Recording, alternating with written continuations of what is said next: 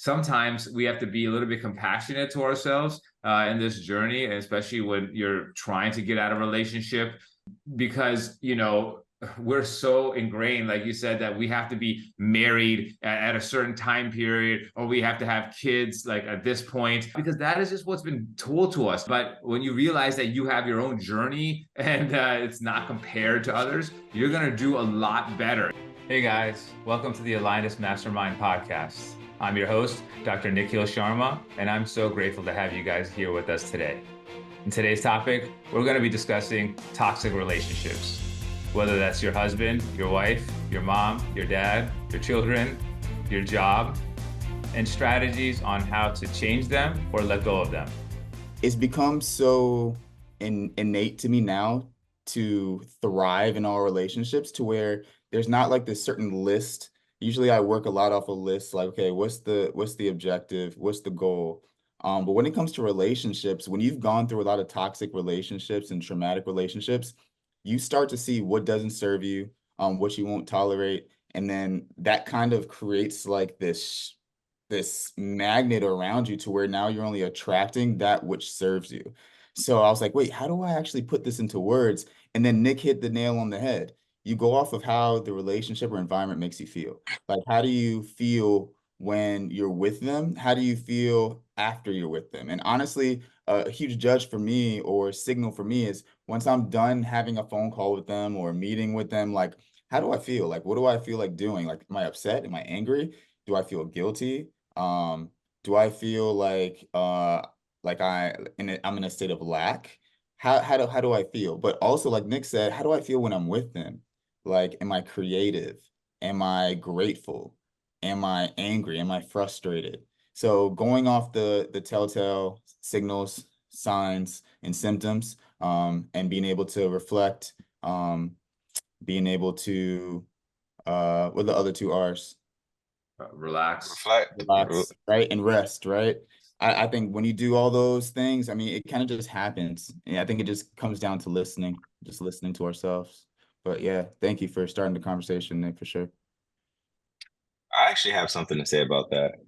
I was just having a conversation with a friend of mine yesterday about being able to conduct yourself in a relationship that may not be making you feel, optimal, for lack of better words. Let's say it's a family member. Let's take that bad relationship, or let's take a relationship that maybe is in a rough patch. Being able to identify not only where you stand, how it makes you feel, but being able to conduct yourself with grace, with class and integrity is important too, because that's why people get stuck in those cycles of life. Kind of what you were talking about, Nick. You said 13 years in a certain environment, and it almost becomes a home for you. It almost becomes, I hate this, but this is what life is. And people end up like that because they aren't, man, like, it kind of makes me emotional to even talk about it, because I know so many people like this. And I personally was one of those people multiple times in my life where you're just in something for so long and you know that it's not what you want. It doesn't make you feel the best, but it almost saps your ability to fight. And you don't even fight it. You fight to maintain it. You fight to keep it going. And for people that have been in that situation where you feel like this is not really what you want, but you're settling, I don't believe that God, and if you don't believe in God, whatever, I don't believe that the higher power placed us here in order to settle. I think that we were made to create and to be great, and it's our job to make sure that we do that. And in order to do that, we got to know where our feet are at all times. We have to be cognizant of these things, and we have to chase discomfort. Like you said, again, change is very uncomfortable. Change never feels good in the moment, but even when it's not feeling good, so to speak, change should always be fulfilling. Change should always be your better alternative. It should be, this is what I would prefer. This is what I'm choosing. Choose your discomfort, empower yourself in that way. But yeah, that's my take on that one. Incredible way to start the conversation. Yeah, Yeah. definitely. You said change being uncomfortable, and I associate growth with change. And when I think Mm, about growth, I think about a plant and the origins of a plant being a seed and how the seed actually has to break ground, right? It has to break that level of complexity in order to truly, ground its roots and then extend to the lengths that it can to be great. So it's definitely not something that's comfortable. And like Nick said, sometimes you got to change your environment. Um, and I think that's one of those things that we sometimes have a hard time dealing with because we feel it, we know it, but okay, where do we start? And what's the first step? And can we handle it? That's when the self-doubt starts to come in as well. Because when you're comfortable, uh, your brain's job, your subconscious is to make you survive. So it's going to tell you all these different ideas and thoughts that align with that. Like, hey, like this might not be a good situation. Financially, it might hurt you. Can you sustain that? So you'll start having all of these ideas and Yeah. doubts that back up you staying in that same spot, like you said, Chris, and not actually moving, not actually changing, not actually growing, and just staying comfortable. Yeah, I mean, I think, what you're saying is completely true. And a part of that change process, which makes it even more difficult, is that if you're changing or making a life transition and you don't have an identity, or if you haven't had a lesson about like what your values are, what your character strengths are, what your foundation, if your foundation is rocky, and it's gonna be because it's like if you know about like the chakra system, like your root chakra has to do with like stability, and it has to do with like your career, relationships. So when that is changing, it's like you're being uprooted, right? And so it's important, like how strong is your trunk, like how firm is that? And oftentimes for most people, including myself, it wasn't really firm. And then, truth be told, like I've been like a serial dater. Like I've had numerous long relationships ever since I was like 18 years old. And I'm sure it had a lot to do with my attachment style when I was growing up. But inside me, there would be a moment where I would know, like, you know what? I don't think I'm gonna marry this person. It's just not gonna happen. But then the conversation didn't always occur where it would be like, hey, I think we should part ways. Maybe like selfishly, I thought maybe, hey, maybe this will work out, or you know what, this is really good. Maybe we can just keep it the way it is, and then so many other things, start going, and then realizing that, hey, she is a great emotional support. There's different things that have happened in my life. My mom passed away, so maybe I was looking for like those types of attachments, that I like lost. So there's numerous factors that start happening that keep you or stuck in situations. But the only reason you're stuck is because mentally you're stuck, and then you're not fully grounded with the foundation that you need, which then, like you said, Chris, leads to these like cyclical cycles of being in situations that aren't bringing the best out of you. Like that isn't bringing the best Nikhil or the best Chris or best Kevin. That version is no longer there. And so when you lose a part of yourself, that you're in a situation that isn't aligned for your highest good, right? And so it's about understanding that for me, hey, making this change, it's going to be tough, but have I identified the reasons of why it needs to happen? Is this something that what I'm in sustainable for me? Like when I was, working at the hospital, I got burnt out, but I realized I got burnt out a couple years before, like right after COVID, but then I still stuck around. I picked up doing YOLO, and so my transition wasn't the smoothest, which led to a crash and burn, right? So, I think, in order to prevent yourself from getting to those points, whether that's in a work relationship or having a crash and burn in a your significant other relationship, and this can be with your family as well. You need to identify your boiling points, your triggers, your self-awareness goes a long way to making healthier transitions from relationships that no longer serve you, and then moving forward in that strong foundational manner. I think something great to add to this as well is you have to know what your standards are. And I said this in this video that I made yesterday. I was like, you can't compare yourself to anyone else. You got to have your own specific standards. You got to know what measuring stick are you using, because you can't use, what did it say, Tom, Dick, or Harry? Like, you can't use anyone else's measuring stick. You have to figure out, okay, this is who I am. This is what my strengths are. This is what my weaknesses are. And I can move based on that. I think there's a lot of comparison, which is why people find themselves in these uncomfortable, stuck positions, because it takes a little bit of I really do think it's just a little bit of extra work to work on yourself than it does to work on everyone else. And when I say work on everyone else, that's just overcrowding your mind with what everyone else is doing. It's easy to find yourself, watching what other people are doing or judging other people's lives instead of becoming more introspective and looking at your situation. That takes a little bit of extra work because it takes courage and it takes honesty with yourself. We got some ugly truths, Everyone has a little, a few skeletons in the closet. No, we have shadow sides. You're right. There's like a shadow aspect of us, that we don't like to admit, and we don't like to look at. It's kind of scary. Like, oh, there is this side of me, I feel like in the past I likely had some like narcissistic tendencies, but I wasn't fully aware of that, in that moment.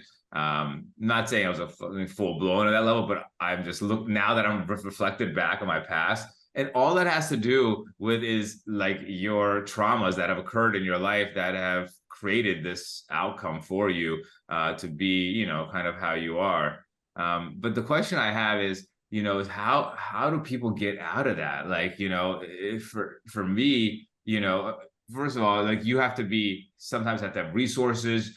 Oftentimes our minds, and this is what I'm really scared about the future, is that like people are constantly like on their phone, social media, like it's like nonstop. They don't even like to be in boredom. Like that's not even an option for them. They have to be constantly stimulated. And so when you're constantly stimulated, you don't even have time to self-reflect. That's not even, you haven't been raised that way. Like at least for us, I mean, I was born in the early 80s.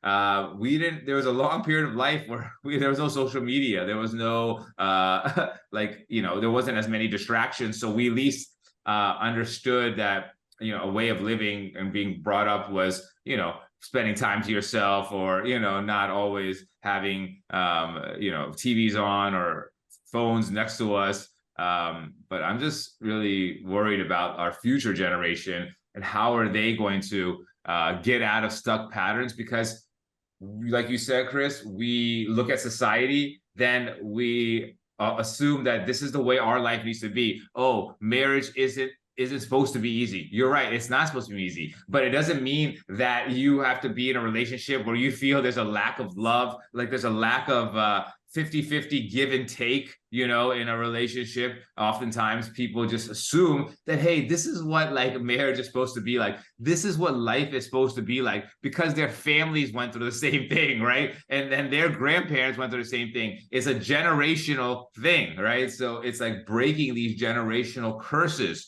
that bloodline. Like, how do we change those thought patterns? Those thought patterns have been passed from our, great grandfather, and then our great grandmother, and then how many lineages that come down to with the same thought patterns. So it's very tough, and so people understand how tough it is because it's literally in our DNA. But what do you think are some ways that we can maybe change that, or how can people growing up get that awareness?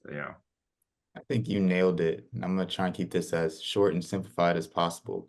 Molding and modeling.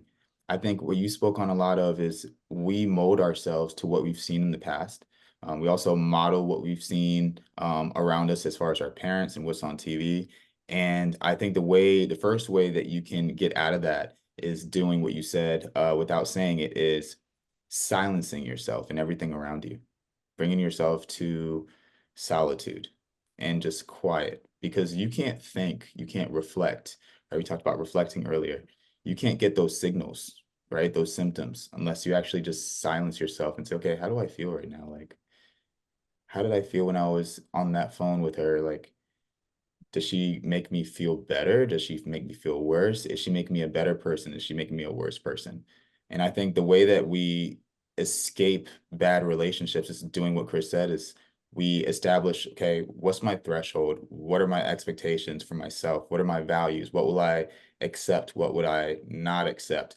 And then modeling your life off of everything that causes you to feel good feelings versus bad feelings.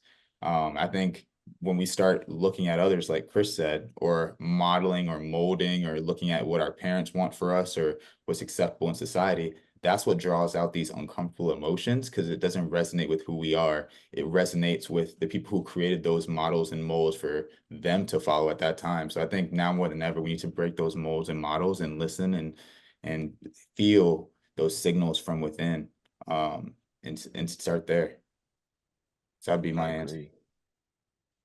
I 1000% agree with you. And back to the goodness, what's it called? The dopamine thing. Always on your phone, Mm, silencing everything. That is, I think, for this generation, Nick, sometimes I wish I grew up in your generation because I feel you. Just there is an overload of information happening right now, and I can have a whole nother conversation on that, but there's an overload of stimulation that prevents people from tapping into that version of themselves. Even this, if someone were to tune into this, it's a positive kind of dopamine hit. It's positive, you can give yourself to something and it's positive. I think this generation, it's impossible to remove or silence fully for extended periods of time, just basically the way life is set up. But you need to just feed yourself with more positivity, with more growth. And that is a choice that everyone has. Before you make that choice, you have to acknowledge the first thing that we said. So I think we're given action steps in real time. The first thing that we said to do was we have to acknowledge it. Okay, this is my threshold. This is how this person or this situation makes me feel. It starts with acknowledgement, looking at, your life for what it is.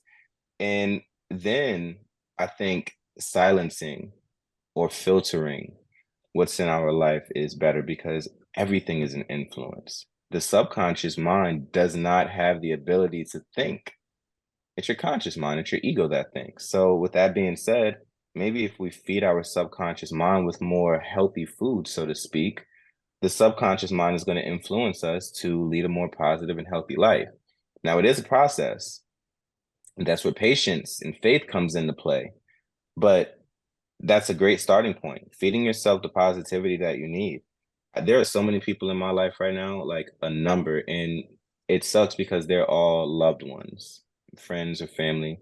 Crap load of people that feed themselves with not the right kind of mental food, and then they wonder why they're getting the results that they're getting. You know, we got to take accountability of ourselves. definitely. Most 100, definitely. 100%. Like that accountability, that's a beautiful word that you mentioned, because we often initially, I feel like, unhealed versions of ourselves, when things start occurring in our life that are negative and have negative influence on us or effects on us, we immediately blame, like, why is this happening to me? Why God, or why higher power? And so when you start acting or saying things like, why me? You're not fully taking accountability about what your role in that situation was. Now, don't get me wrong, there are tragedies that occur, unexpected deaths that you could not do anything about that affected your life. However, you could be putting yourself in situations that are very negative for you, relationships, and that has to do with your own action, not picking up the signs that, hey, something wasn't right for a while, and that just started getting worse and worse and slowly until it erupted into a major fight where things started getting out of control, and just adverse effects started occurring from that. So accountability is definitely the first step. Understanding that you're in the situation, because you didn't make the right decisions, partially that led to this, or you said things that you shouldn't have said, or you believe thoughts that weren't really true, and I think people, once they understand that our thoughts aren't always true, our words are very powerful, that can manifest our realities, whether they're good or bad, and then our actions and reactions, what we put out in the world is what we're going to get back, at some point. So it's very important for us to be accountable and be really aware of that. And also, it's like sometimes we have to be a little bit compassionate to ourselves in this journey, especially when you're trying to get out of a relationship, because, we're so ingrained, like you said, that we have to be married at a certain time period, or we have to have kids like at this point, and we need to have this kind of high-paying job because that is just what's been told to us. And then we get stuck because everyone else you feel around you is going through doing the same thing and stuck in this matrix. But when you realize that you have your own journey and it's not compared to others, you're going to do a lot better. You're going to feel a lot less tension on yourself and then be more in a flow state. Like, you know what? That's okay. I'm not, married this time, but I don't need to be. I'm busy working on myself, pouring into myself, loving myself, creating a business that's going to help other individuals. And you know what? When I'm my full independent self, that I will eventually meet somebody that's on my level, of vibration, that's going to match me, and we can co-create together, and oftentimes though, the thing is that we don't like to be in an unknown situation. We feel really uncomfortable when it's like, man, I'm letting go of a sure thing, right? To go and try to find this unconditionally loving situation, whether that's in a job or whether that's in a relationship. Then we just fall back into negative thought patterns that think to ourselves like, is there really something real like that out there? Because what I'm seeing in relationships in marriages seem really rocky, and maybe that's just how it is, but it's not. You can literally have the life of your dreams, the relationship of your dreams. It's just you blocking out the noise, like you said, like silencing anyone that has any negative influence to you, even changing friendships, whatever it is, so that you realize that your reality that you're in right now doesn't have to be your permanent reality. It's not necessarily the truth. There's so many people in the world. What's going on in front of you isn't necessarily the only way to live. Relinquishing control. I think that you're about to say something, Chris. No, I wasn't. Okay. But yeah, Nick, relinquishing control is very difficult, especially for, what they call type A personalities who are very exact and meticulous and structured as far as, what needs to be done. Relinquishing control is very scary, but it's definitely necessary, I would say, to take a step back, and allow things to flow. But that doesn't happen unless you go through those steps, the acknowledgement of, hey, this isn't how I like feeling. Hey, this environment is no longer serving me. This relationship is no longer serving me. Being able to acknowledge that and being able to take the solitude and silence to recognize that, and then to start saying, okay, what are the types of relationships that I'd like to have? How do I like to feel when I'm in a relationship? Who do I want to be? What kind of relationship do I want to be in? Now you're setting that standard for yourself. You're creating that mold, and then eventually finding that relationship, that person, that environment, and then you co-create. You create the structure. You can create that culture, environment, the behaviors, what's accepted, what's not accepted. But it all starts with that acknowledgement, that awareness. Comes down to awareness. I think everything changes after your awareness changes. All right, I agree. Any final words? Words of Believe in wisdom? yourself. Believe in yourself. Believe in life. Just believe. and understand that we have the power to create the feelings that we want. Maybe we can't control every aspect of life. There are things that we can't control, but we can control how we feel ultimately. And we can control how we feel based on our actions. So, and intentions, actions and intentions. Because even if we have the right intentions and the actions don't go according to plan, you can rest on your laurels in a positive way. So just believe. Those are my parting words. I like that with actions and intentions. I can be very tough on myself at times. And I think all high performing individuals who are constantly trying to grow, focused on personal development are like that. But you said something that definitely resonated was that even if the actions don't pan out exactly how you saw them to be, you still have those intentions that you put out there that they're built on at the foundation. And I think you also said this, Chris, was to, extend grace with yourself, like be patient, be kind to yourself. Maybe you might have said that as well, Nick. But the same way in which we tell others to be patient with their journey and great things take time, we have to do the same things ourselves and realize like, hey, the intentions are there, the actions are starting to move in the right direction. It won't all be a straight and narrow path. You're gonna have the zigzags, like you're gonna have the mountains and obstacles. But like you said, Chris, you gotta believe in your vision. And once you put that vision out there and you put the intentions out there, uh, slowly but surely it will be magnetized into your current reality, and your reality will begin to change as your awareness changes, as your standards change, as your values change, as you recognize how things and places and people make your chakras feel, like you alluded to earlier, Nick. You begin to set a standard, create a mold for yourself, and everything comes and falls into place. As scary and as uncomfortable as it may be, I mean, I've seen it happen. I'm living it right now, and it can be very uncomfortable, very, very uncomfortable, but it does align at some point or another. Yeah, I think those are, great, great points to kind of leave on. And, what I would have to say is look at your reality, what you're seeing in front of you. Is that making you happy? Are you feeling a sense of like contentment that's, embodying your mind, body, and soul? Are you in the job that you've always dreamed of being in? Are you in that relationship that when you were a kid, you thought about what love was like and what unconditional, the stuff that you saw in the movies that you feel like wasn't real? Are you in that relationship? And if you're not, and if you feel like this is just how life is, understand that life is the whatever you would like your life to be.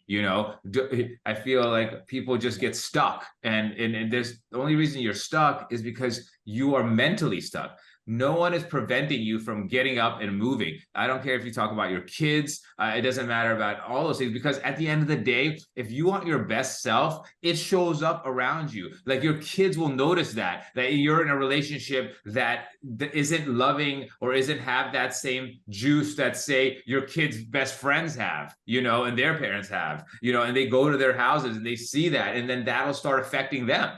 Right. So I think oftentimes we feel like we're stuck in situations for external reasons, but understand that those reasons are actually contributing to a worse outcome for not just yourself, but those that are around you.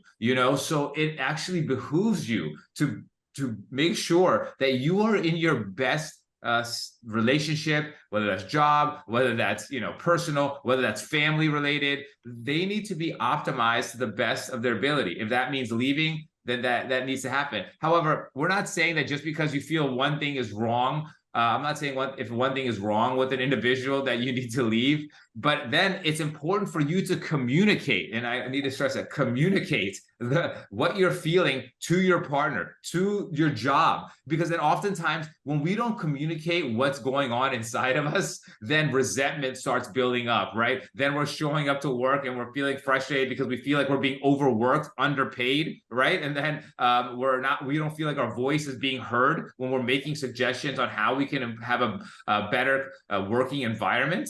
If we're not mentioning that to anybody, or we're not telling our partner, hey, you know what, when I'm feeling like this, I'd rather just spend some time alone to decompress before we have a conversation about it. You're not telling your partner your needs, then you're losing the battle there, right? Because communication is a really important factor in your relationships. So and that communication should come from a very honest place. And if you feel like you cannot be honest with your partner or your job, then that's a sign. Hey, if I have to lie and do those types of things, then that person is not for me, because you should be unequivocally and unapologetically your authentic self with those situations. Whatever that authentic self is, you will feel free. You will feel alive. And your job and your relationship should consistently make you feel that way. That it's like you're on cloud nine and you're doing things that are like serving a higher purpose, or you're in a relationship that you feel so great about that they're enhancing your being by being around them and improving your creativity and just feeding off one another. And that's how you create these amazing realities that, will make you have an emotionally fulfilled life. Yeah, I had to laugh, man, because literally, except the relationship that I'm in now, like that was it. Like there was a lot of lying going on. If it was not because I felt bad about, something that was going on, I didn't want them to know, like, oh, Right. I'm actually doing really well, but I'm not going to tell you because you're gonna feel terrible, and then there's going to be this huge self-pity party. Relationships as well. You have those relationships where each person doesn't necessarily want to see the other person do better than the other, right? Those relationships Been are there. no good. Like both people should be pouring into the other. They should be your biggest fan. And Right. I got used to that in past relationships. And now the relationship I'm in, like we're both doing our thing. Like we're both go-getters. We're both always trying to set the bar higher. I mean, I couldn't imagine like seeing like her like get an accolade and me be like upset about it, but that used to be like my normal. So that's why I burst out laughing, because I was like, yeah, when you can't even tell the truth, whether it's work or relationship, it's time to go. Yeah. Like you should be able to live your truth, speak it, and you don't speak your truth. I mean, that means that nothing that you speak will have power, because now everything that you're saying, your brain's associating that with distruth, dishonor, and a lack of energy, because it's not truthful. So now everything that you speak has no power. Right. All right. Well, great way to end the masterminds today, and hope to hear back from everybody next week.